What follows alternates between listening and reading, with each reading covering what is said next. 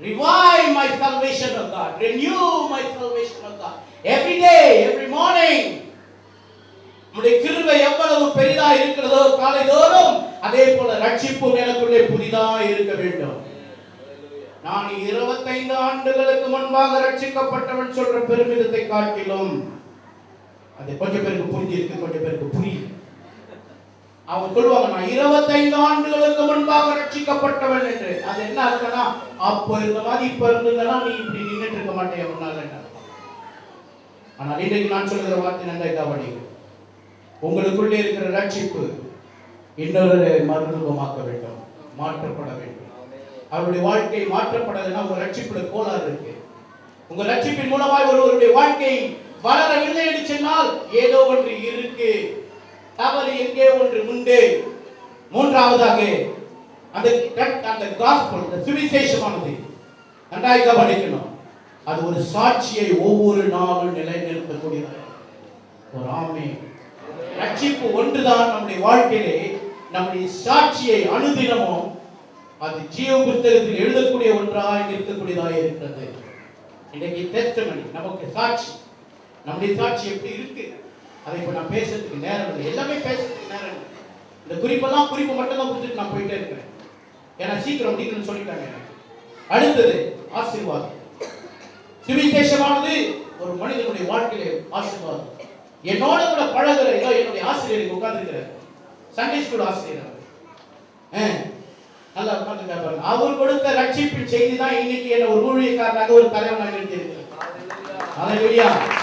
ஆழமாய் போடப்பட்ட வித்து அந்நாட்களில் சிறுவனாய் இருக்கும் பொழுதே தேவனை ஏற்றுக்கொண்டவனாய் வாழ்ந்தபடினாலே என்னுடைய சண்டே ஸ்கூல் டீச்சருக்கு உட்கார்ந்துருக்காரு. எப்படினாலும் அவர் பார்த்து இன்னைக்கு சொல்லணும், கர்த்தாவே உமக்கு ஸ்தோத்திரம், பின்னி ஜோசப் வாழ்க்கையில நான் கொடுத்த ரட்சிப்பு இன்னைக்கும் ஏதோ ஒரு வேலை செய்தாய், அதுக்காக ஸ்தோத்திரம்னு சொல்லிட்டு உட்கார்ந்துருப்பாரு. என்ன சொல்ல வருகிறேன், ஒரு மனிதனுடைய வாழ்க்கையை சாட்சியை உண்டு பண்ணக்கூடிய ரட்சிப்பு உங்களுக்கும் எனக்கும் திருச்சபைக்கும் உண்டா? கேள்வி அதுதான், சிம்பிள் கேள்வி. What kind of a Christian life and salvation which you are holding in your life? Do you have a change in your life? Is there anything growth in your life? Do you see any testimony here and there come about from your life? இன்னொன்னு கூட இருக்கு, ஆசீர்வாதம்.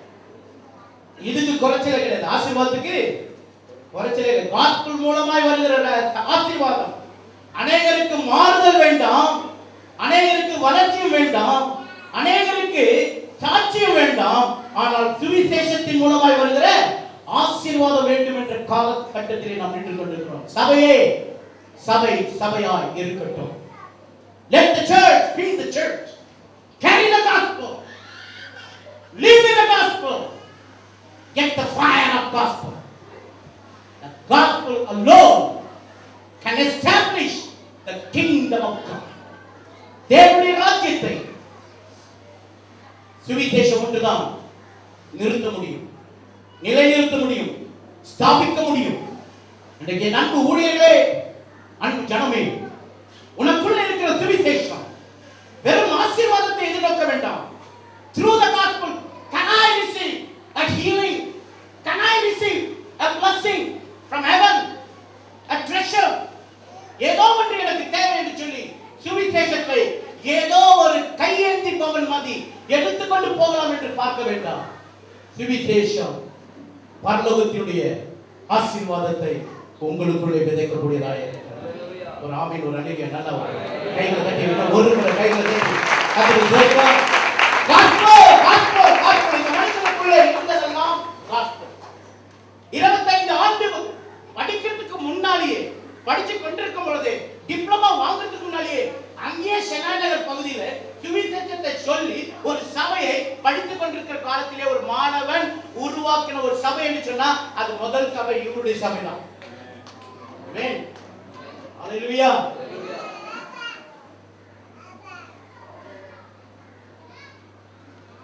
சுவிசேஷம்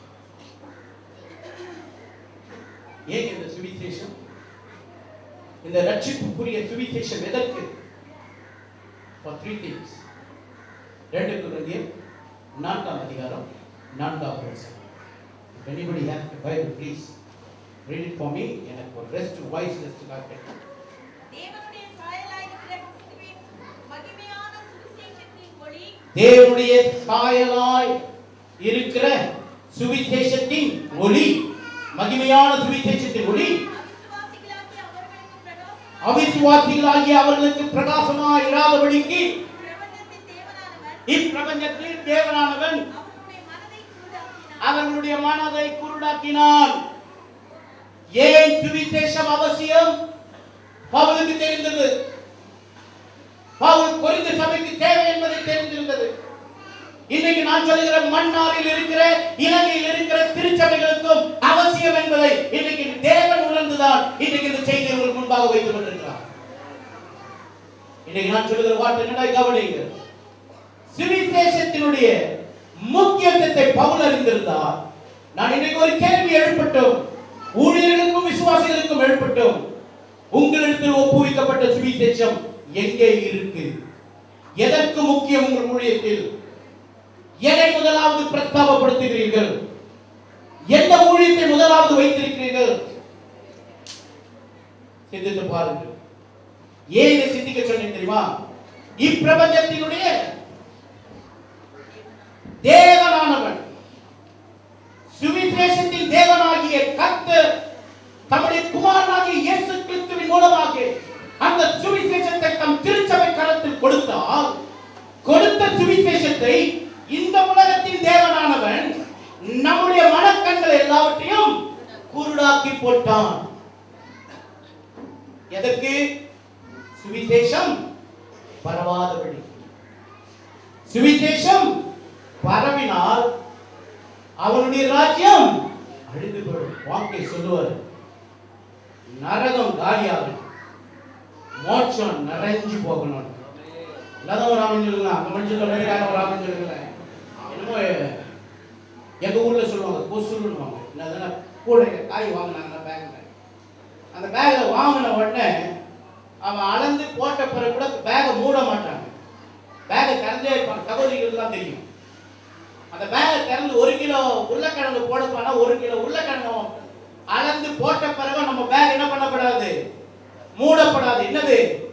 கூட ஒரு 2 மேல என்ன பண்ணு உள்ள போடுவாங்க. எங்க ஊர் பாஷையில கோசுருவாங்க. இன்னும் ஒரு 2 மேல போடு. அந்த மாதிரி நீங்க எனக்கு என்ன பண்றீங்க? உங்க அல்லேலியாவும் ஒரு ஆமீனை கொடுத்துட்டு இருக்கீங்க. அதுக்காக ரொம்ப சந்தோஷம். ஆனாலும் ஒரு வார்த்தை நான் சொல்லி முடிக்கட்டும். இப்பிரபஞ்சத்தினுடைய வேஷதாரியானவன் மனக்கண்களை இன்றைக்கு சபைகளுக்குள்ளே ஊழியர்களுக்குள்ளே தரிசனம் உள்ள மக்களுக்குள்ளே இன்றைக்கு கண்களை மூட செய்திருக்கிறான், குருடாக்கி வைத்திருக்கிறான். ஆனால் பவுல் சொல்லுகிறார், இல்லை இல்லை இல்லை, இப்பிரபஞ்சத்தினுடைய வேஷதாரியினுடைய மனக்கண்கள் எல்லாம் அவன் மூடினாலும் நம்முடைய இரட்சகராகிய இயேசு கிறிஸ்துவினுடைய சுவிசேஷமானது அது நமக்குடைய ஜெயமாய் இருக்கிறது, ஆசீர்வாதமாய் இருக்கிறது, வெற்றியாய் இருக்கிறது என்று சொல்லிட்டு 3 காரியம் சுவிசேஷத்தினுடைய, இயேசு கிறிஸ்துவினுடைய சுவிசேஷத்தினுடைய ஆசீர்வாதங்களை நமக்கு காண்பிக்கின்றார். ஒன்று, அவருடைய சாயல். சுவிசேஷத்தின் மூலமாய் வருகிற தேவனுடைய சாயல். சபைக்கு என்ன தேவை? இன்னைக்கு கிறிஸ்துவின் தம்மா சொல்லுங்களேன். ஏன் கொலம்புலாம் இலங்கையில எல்லாம் இப்படிதான் இருக்கீங்களோ, அமைதியா தான் இருக்கீங்களோ? சரி பரவாயில்ல, இல்லை நீங்க அப்படியே அமைதியாவே இருங்க, நான் சொல்லி முடிச்சிடுறேன். ஆனா ஒண்ணு சொல்றேன், இன்னைக்கு தம்பி, உன் திருச்சபையும் சுற்றியுள்ள திருச்சபையும் தேவனுடைய சாயலை கொடுக்க வேண்டிய இயேசு கிறிஸ்துவினுடைய ரட்சிப்பு உனக்குள்ளே இருக்கு. அது அணைந்து போகல, அது தொடர்ந்து எரிய வேண்டும்.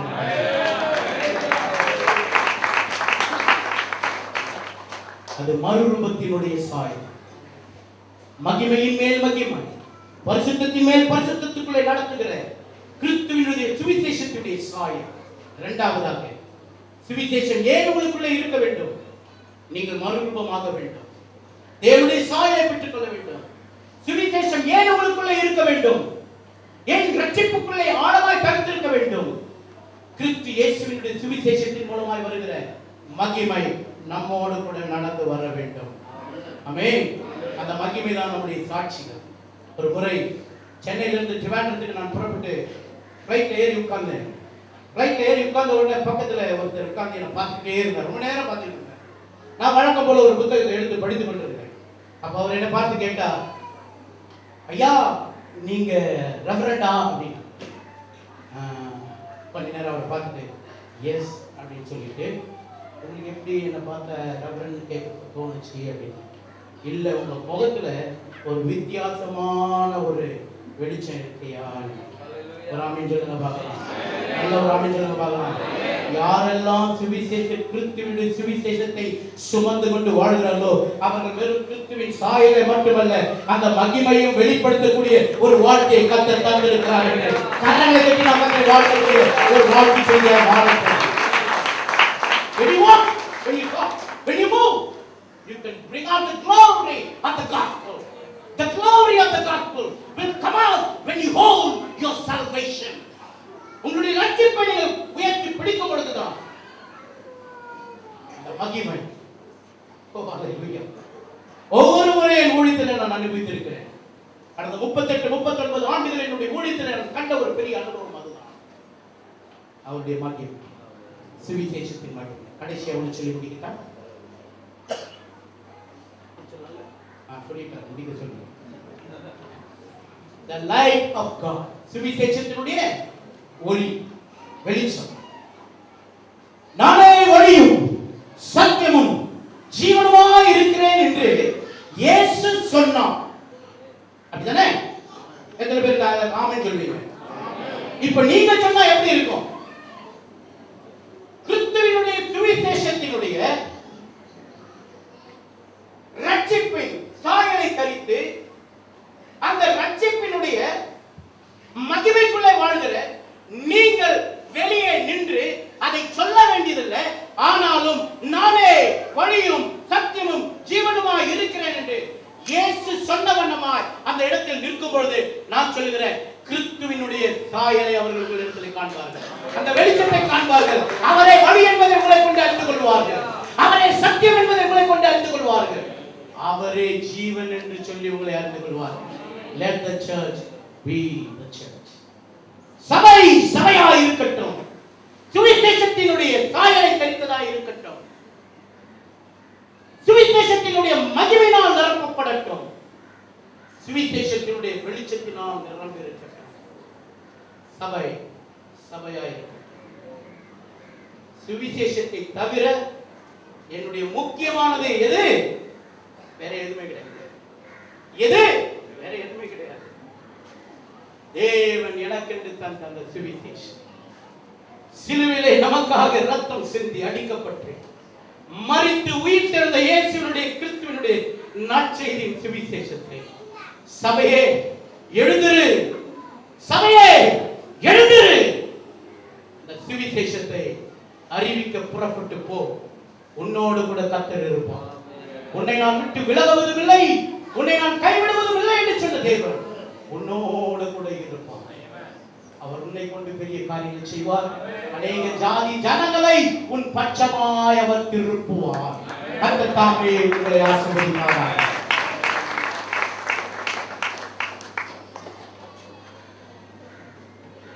நன்றி பாஸ்டர். ரொம்ப அருமையான ஒரு ஆலோசனையை, ஒரு அருமையான செய்தியை பற்றி பகிர்ந்து கொண்டீர்கள். நிச்சயமாக நீங்கள் கூட ஒரு சாதனை படைத்த ஊழியக்காரன் மாரநாதா ஊழியத்திலே 1200 கிளை சபைகளை இந்தியா தேசம் முழுவதும் உருவாக்கி பெரிய சாதனை படைத்த ஊழியக்காரர்கள் மத்தியில் இருப்பது ஒரு பெரிய ஆசீர்வாதம். அவர் மூலமாக சமலிங்கம் அவர்களுக்கு வணக்கத்துக்குரிய திரைப்பட பட்டம் கொடுத்து இன்று கலாநிதியாக உயர்த்தப்பட்டிருக்கிறார். அவருடைய அடுத்ததாக நாங்கள் அந்த நிகழ்வை நாங்கள் கேக் வெட்டி நாங்கள் கொண்டாட நாங்கள் விரும்புகிறோம். அதற்கு முன்பாக ஒரு பாடலை நான் பாட போகிறேன்.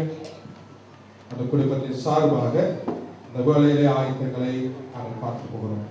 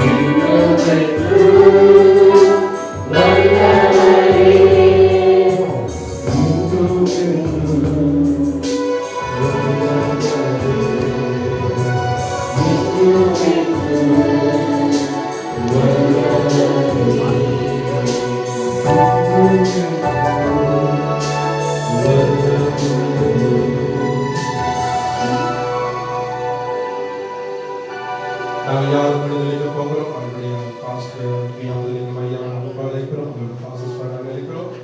நாங்கள் 30 வருஷ நிறைவை அவங்க கொண்டாடுவாக நாங்கள் கேக் வெட்டி செலிப்ரேட் பண்ண போகிறோம்.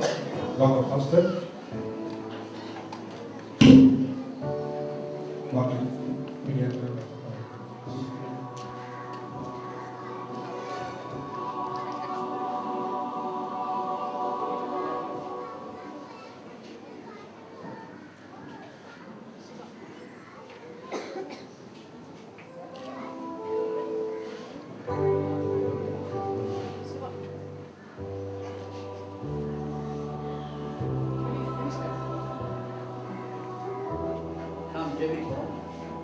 கண்களை மூடி நம்முடைய தேவனாகிய கர்த்தர் நமது மத்தியிலே உலாவிக் கொண்டிருக்கிறார். அல்லேலூயா. நம்முடைய ஊழியக்காரரை கனப்படுத்துகிற ஒரு தேவன் நம்முடைய தேவன். ஓ ஜீசஸ், அல்லேலூயா. எங்களை நேசிக்கிற அருமையான பிதாவே, நம்முடைய குமாரனாகிய இயேசு கிறிஸ்துவின் நாமத்தில் நம்முடைய திருப்பாதத்திலே நம்முடைய சன்னிதானத்திலே எங்களை கூட்டி சேர்த்த மாபெரிய தயவுக்காக உம்மை ஸ்தோத்திரிக்கிறோம்.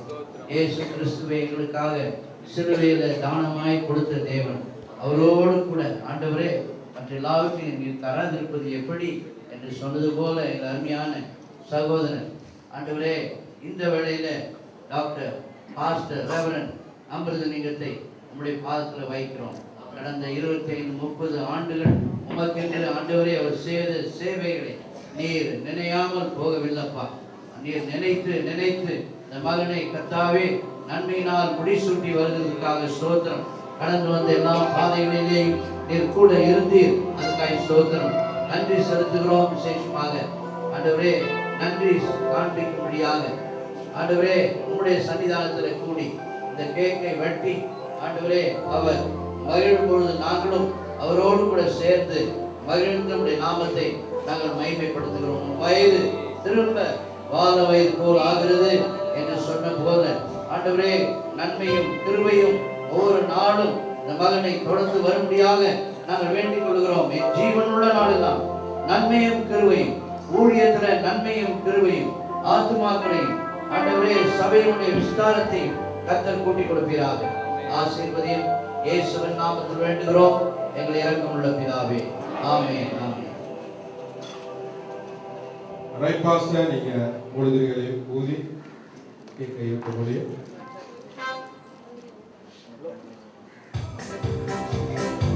எல்லா கரங்களும்